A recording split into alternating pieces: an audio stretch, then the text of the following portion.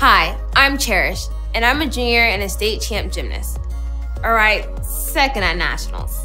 My best event is balance beam. But it hasn't always been that way. I didn't start gymnastics until 6th grade, which is way older than most people. Some of the coaches didn't want to bother with me because they thought I was too old to learn. But there was this one coach, Coach Maria. She spent so much time with me. Coach Maria didn't just focus on what I was doing, she believed in what I could do. What I learned from that is everyone has potential to be different than what they are right now. You can't really imagine what someone can do unless you really get to know them and see their potential. Coach Maria didn't just teach me gymnastics, she made it personal.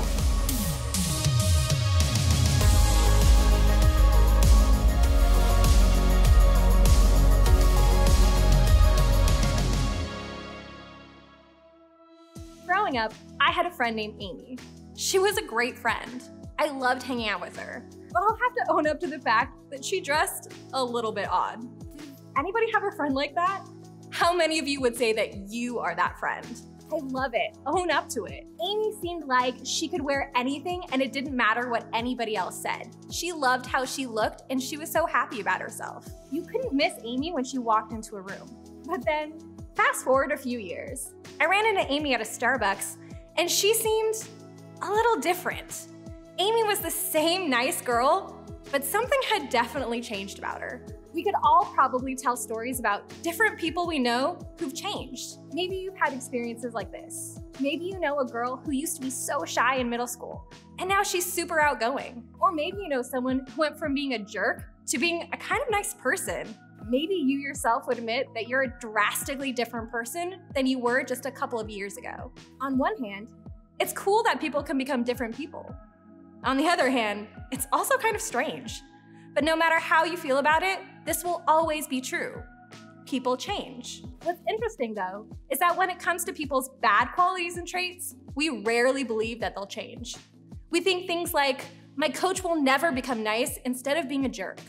Or my sister will never become responsible. She's always gonna lose things, forget things, and procrastinate. My dad will never not have a bad temper. Or that kid at school will never not be a bully to people. When it comes to the things about other people that we don't like, we don't believe that they can become different people.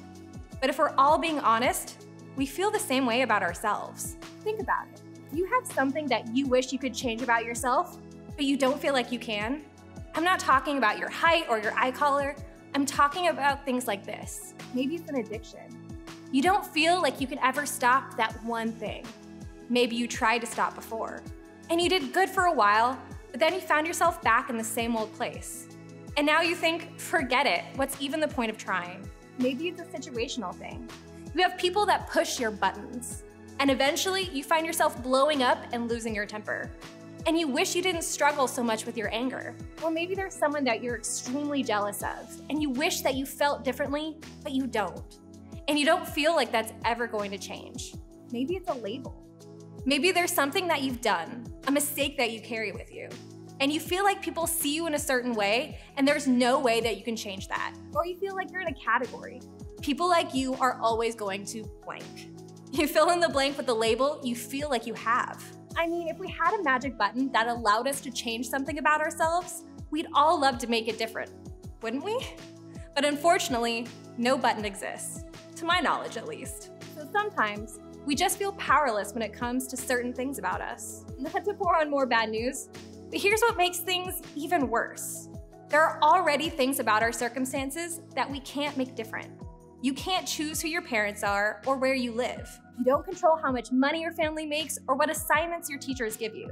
You can't change your age. So when you already have a bunch of other things you can't control, it's hard to feel like you can control the things you struggle with.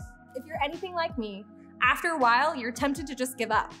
You may not think about it in those exact words, but it's a thought that goes something like this. It is what it is, and I am who I am. And that leads us right back to the guy whose story we've been talking about, Zacchaeus. He was a bad guy with a bad reputation. Jesus shocked the crowd and went to Zacchaeus' house. All the people saw this and began to mutter, "He has gone to be the guest of a sinner." Think about the biggest celebrity you can think of, and then let's say this celebrity then showed up and picked out the biggest bully at your school and said, "Let's go hang out."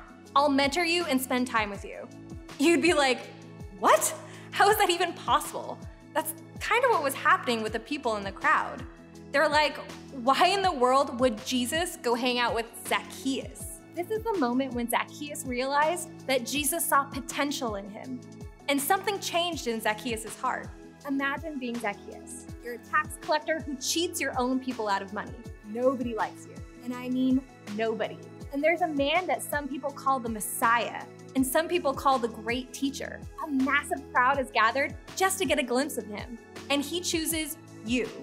He doesn't scold your behavior. He doesn't tell you that you have to change. He knows who you are. But more than that, he sees who you could be. Zacchaeus' heart melted in that moment. That's when it became personal. That's when he became a different person. That's when he changed. That Zacchaeus stood up and said to the Lord, "Look, Lord, here and now I give half of my possessions to the poor, and if I have cheated anybody out of anything, I will pay back 4 times the amount." It's awesome that Zacchaeus took this step to repay people. But this outward step was really just a reflection of what already took place in his heart. Jesus saw potential in him first. His behavior changed second. And he sees potential in you too. Think about it. Jesus was fully God. He walked the earth to give people a picture of what God is like. And Jesus showed us in his interaction with Zacchaeus that we don't have to change in order to be okay with God. No matter what we struggle with, he sees potential in us. He sees worth and value. And that goes beyond our behaviors and struggles. Think about it this way. It's personal because Jesus knows your potential.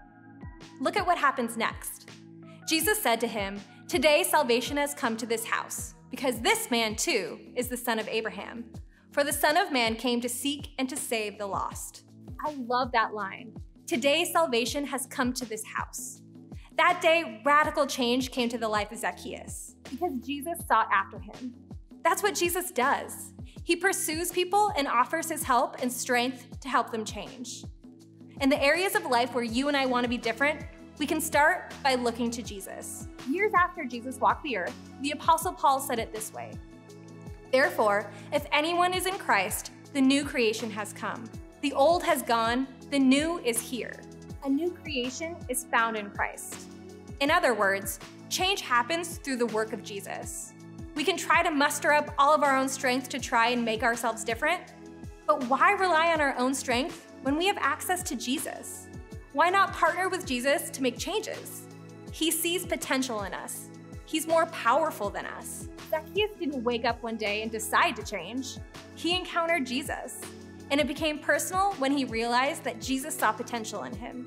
And if we follow the example of Zacchaeus, here's what we can do in the light of his encounter with Jesus. First, believe that we can change.